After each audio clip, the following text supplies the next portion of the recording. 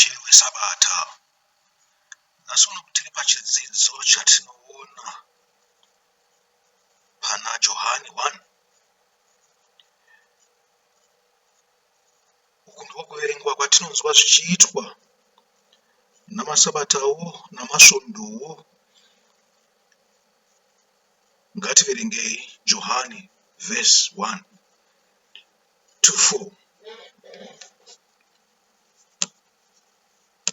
Bhuku reBhaibheri rinopupura richiti, pakutanga pakanga pane shoko, uye shoko rakanga riri kuna Mwari, uye shoko rakanga riri Mwari. Iye aiva kuna Mwari kubva pakutanga. Zvinhu zvose zvakaitwa kubudikidza naye. Kunze kwake hakuna kana chinhu chakaitwa pane izvo zvakaitwa. Maari maiva noupenyu, uye upenyu ihwohwo hwaiva chiedza chavanhu. Chiedza chinovhenekera murima, asi rima harina kuchikunda. Tongotiwo verse 1 to 5.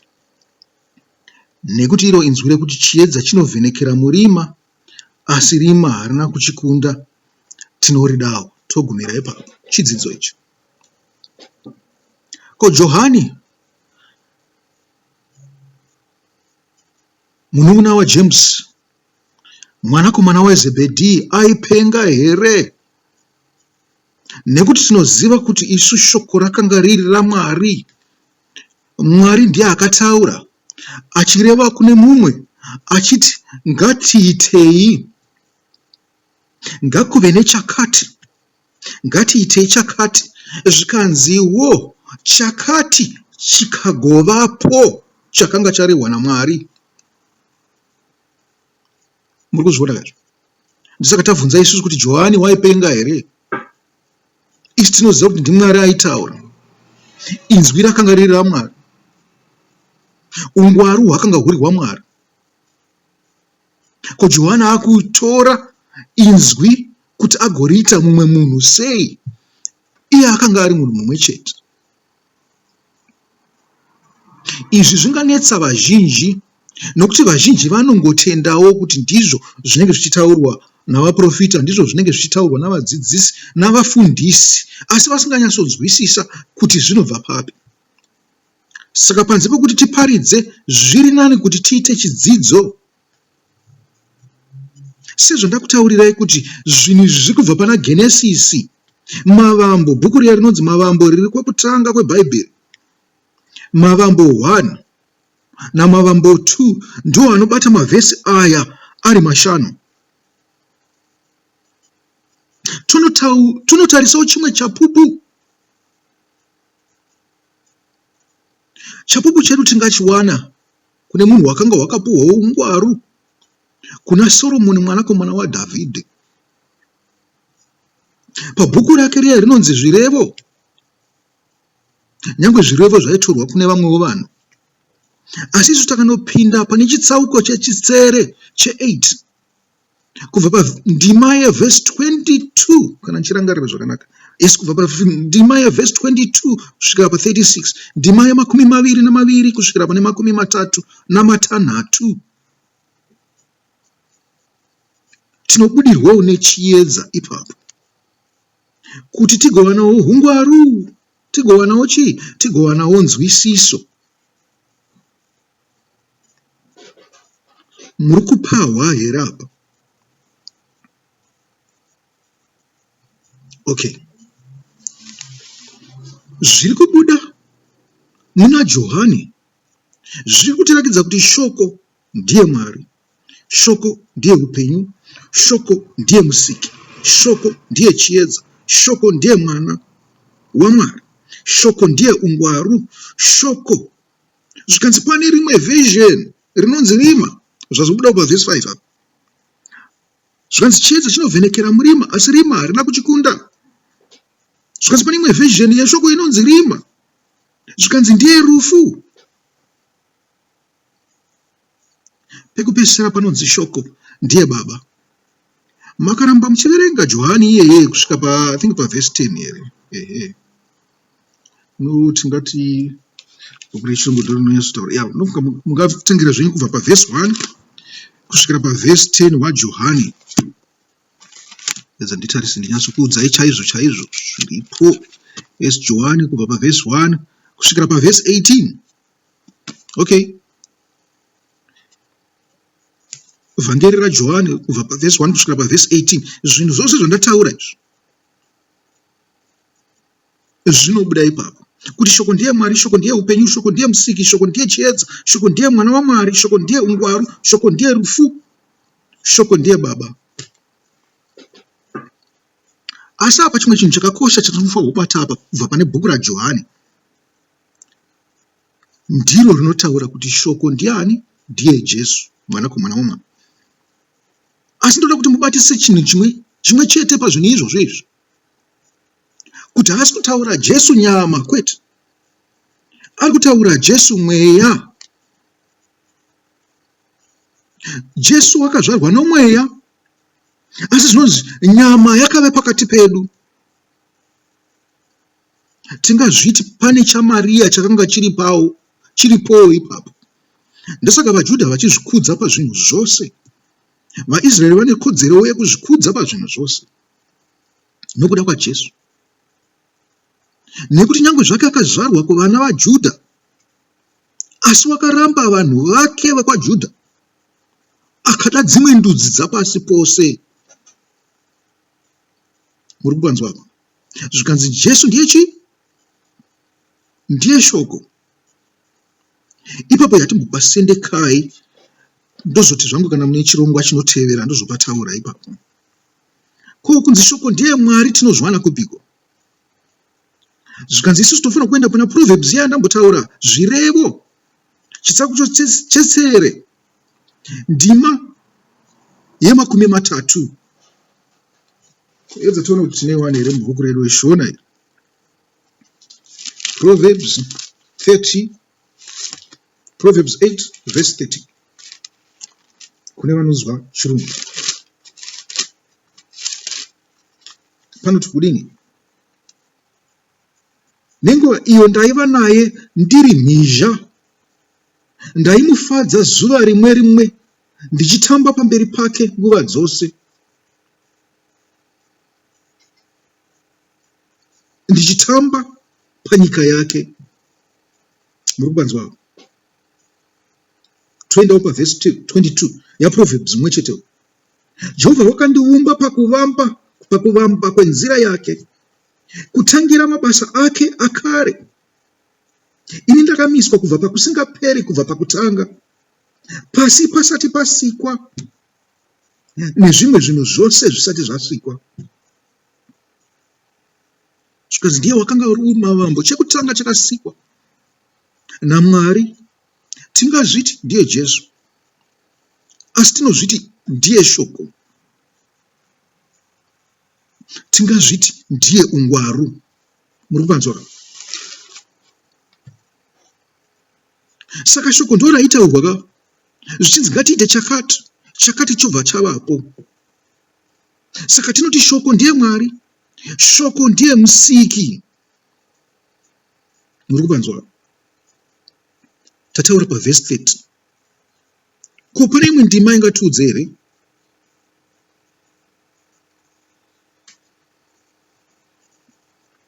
Imwe ndima ingangotiudza iGenesis 1. Muri kubanzwa? Genesis 1 muchirungu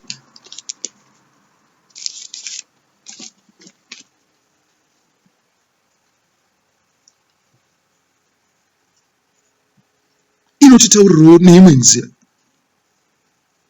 kuti munhu watinoti Jesu ari kunzi chiedza naJohani ndiye chiedza chinowanikwa muvhesi 3. Rangarire kuti Jehovha wakatanga waita chiedza, wakapatsanura chiedza nerima.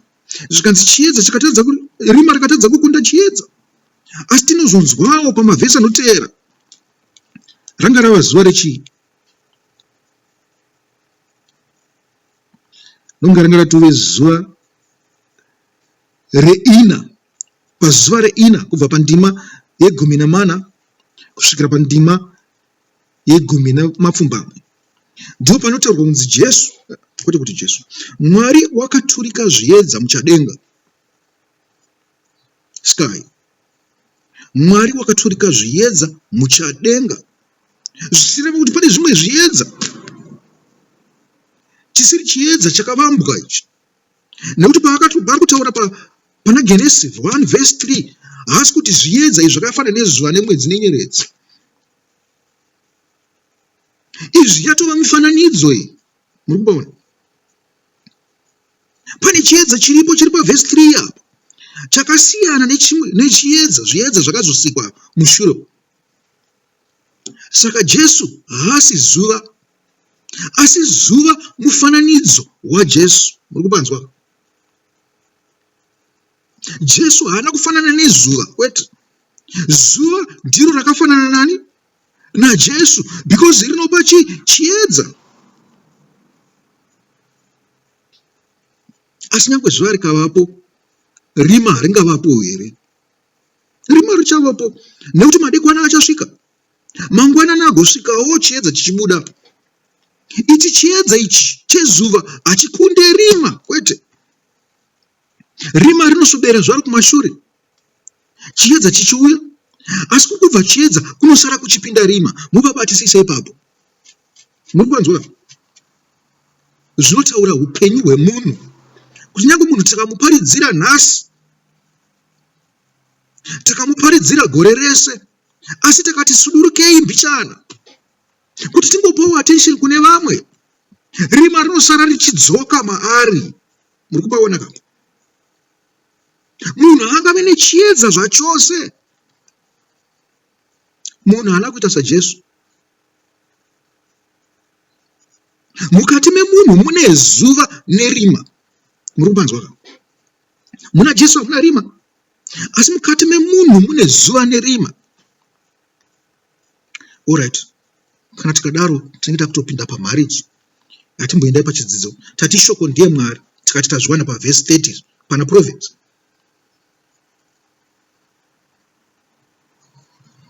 Zvikanzi pakusikwa kwezvinhu zvose Mwari aiti ngakuve, kana kuti ngatiitei.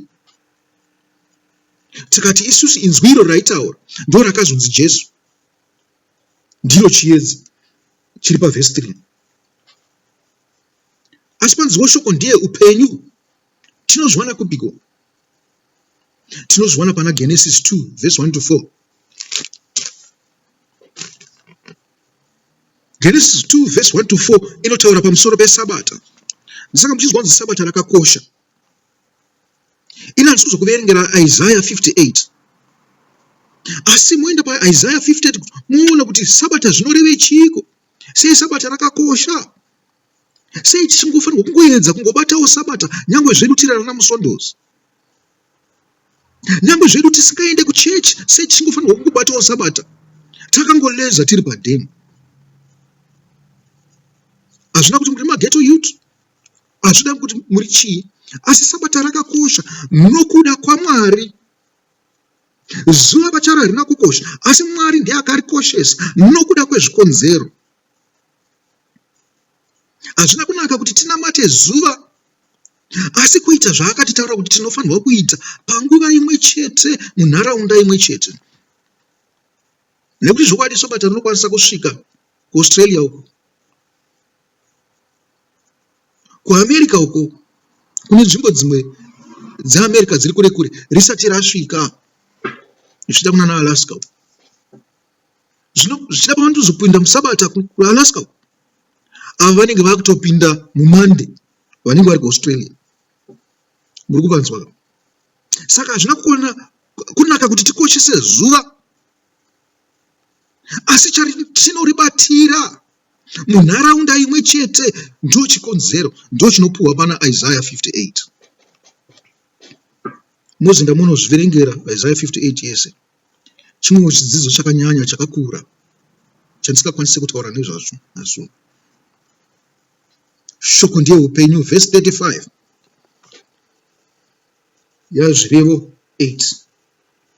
Nokuti wawana upenyu, uchapuhwa nyasha naJehovha. Zvikanzi awana Jesu, awana upenyu, achapuhwa nyasha naJehovha. Nyasha dzinobva kunani?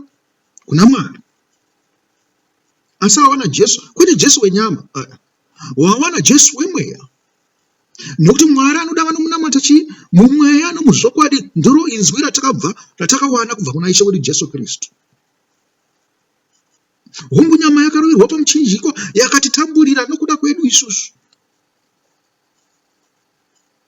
Ropa rakayerera, zvikanzi nemvuravo, nyama yakatambudzika, asi namavanga ake iwawo takaponeswa. Kubatanidza kereke yakare Old Testament nekereke itsva New Testament. Kereke yakare yakanga iri yenyama, kereke itsva yakanga iri yomweya. Hongu mapostori vangazvikudze kuti isusu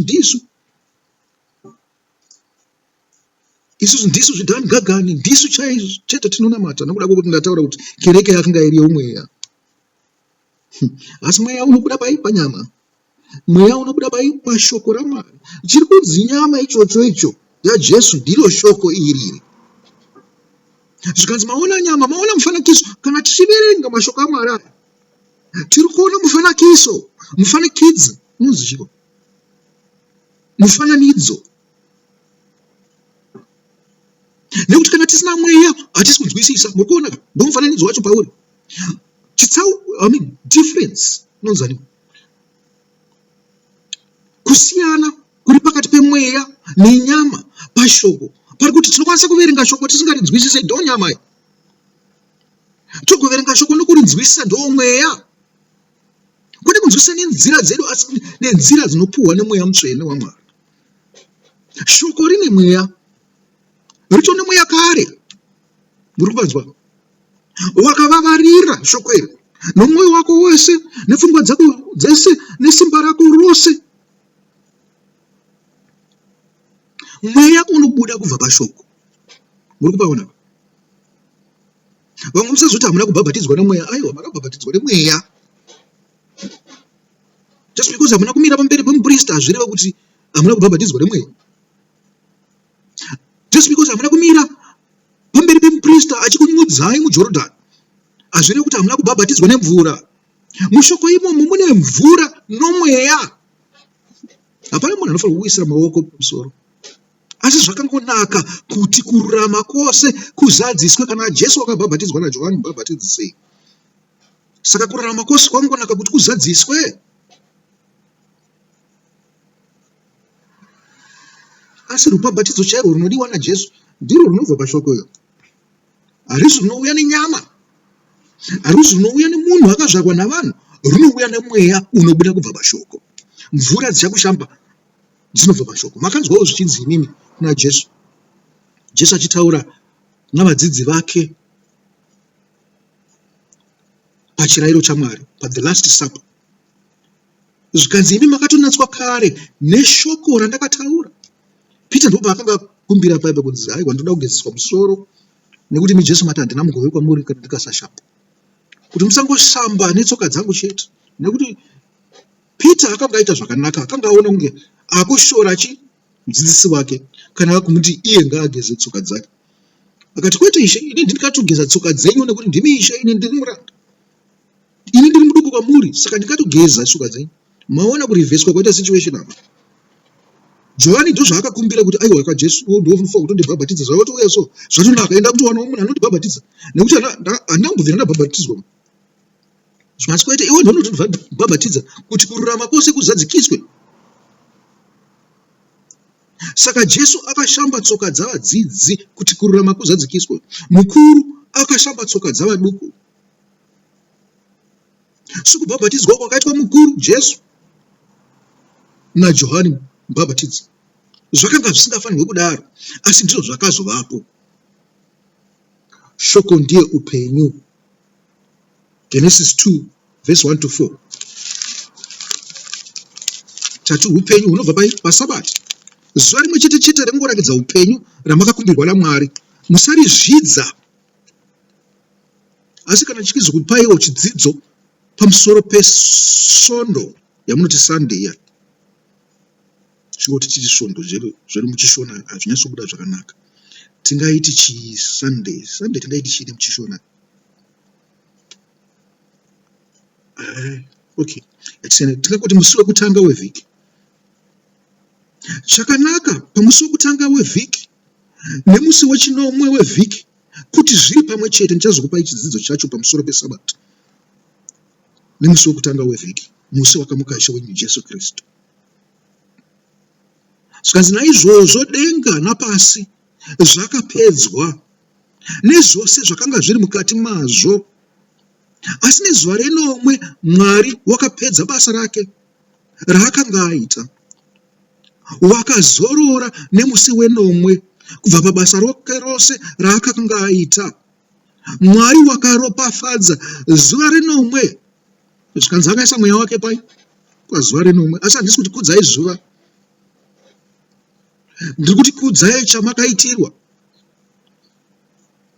Zvangofanira kugara pane nzvimbo yakakanga ichifanirwa kuita sei? Kucherwa emai inenge ine goridhe riri pamusoro, riri pasi. Iwe ugara pamusoro ugova murombo anoshamisa. Asi munhu anouya kuzochera ipapo ndiye anopfuma, asingagare ipapo. Muri kupazviona? Saka sabata rakapuhwa kumunhu wose, asi tinofanirwa kuchera goridhe riri mukati mesabata kuti tive nehupfumi, nekuti ndo pakaiswa maropafadzo ani aMwari pakati pamazuva ose. Muri kubanzwa? Zvikanzi wakazorora kubva pamabasa ose aakanga aita okusika. Ngatigomerei ipapo. Ishe taungana muno mumba yenyu, uyaiwo zvatapinda Ishe mberi kwenyu, iyo mwoyo yedu yokurwarerai, nayo mweya yedu Ishe yokutarirai. Urukuro dzenyu Baba ngatidzinzwe, razarurwa dama renyu nemiti kunzwei. Tinatswewo Ishe isu vanhu venyu, kana tafa tipinzweho mune denga renyu. Amen.